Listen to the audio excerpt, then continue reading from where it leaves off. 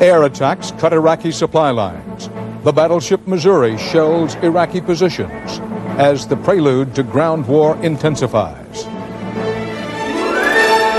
This is the CBS Evening News. Dan Rather reporting tonight with a special War Update edition. Good evening.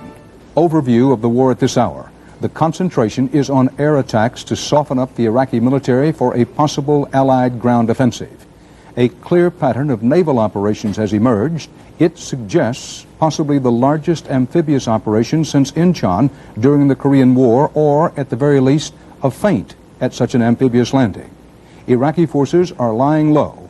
American and Allied warplanes are keeping up their relentless attacks inside Iraq and Kuwait with a steady shift to the south, to Kuwait. Reports from Baghdad and Basra tell of widespread devastation in Iraq's two main cities. A refugee from Basra is quoted as saying people there are collecting drinking water from puddles in the street. Correspondent Eric Ingberg has details of the war from Saudi Arabia. The Allied air forces, now flying one bombing mission a minute against the Iraqis, today offered photo evidence they can also channel that destruction with precision. RAF planes using laser-guided bombs yesterday put an enemy bridge on the crosshairs, then took it out. The Allies have used their control of the skies to grind down Iraq's ability to deliver food and ammunition to its troops in Kuwait. They now claim 27 of the 35 main bridges are wrecked, enemy road traffic at a crawl. I think it's interesting to note that while we would have characterized vehicle convoys in the past, maybe 50 to 100 vehicles, we're now beginning to see them cut their vehicle convoys down to 5 and 10 vehicles at a time.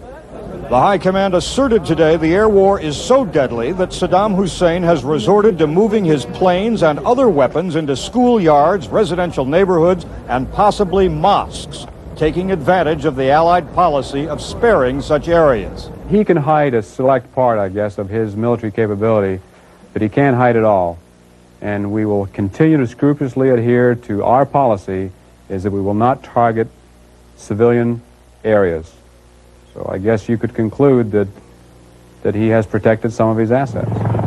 As sandstorms hampered vision over some targets and the enemy made no moves on the ground, the Air Force focused more of its attention on the Republican Guards, Iraq's best troops.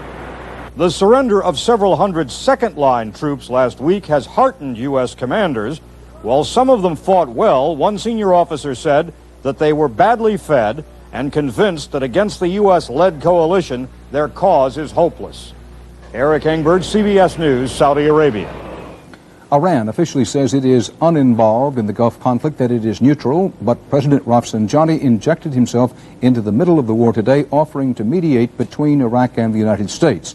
The U.S. State Department said it would be open to any contacts, but closed as ever to the idea of negotiating on Kuwait. CBS News correspondent Bob Fall covered Rafsanjani's news conference in Tehran. Rafsanjani insisted Iran would spend this war sitting on the sidelines, as neutral as Switzerland, he said, in World War II. We are serious in our neutrality. We are not going to do anything that can violate our neutrality. Iran's president added that he sent Saddam what Rafsanjani called ideas for peace, which he said could end the war. Iran's news agency quoted Rafsanjani as saying he was willing to see Saddam personally, that, quote, if Saddam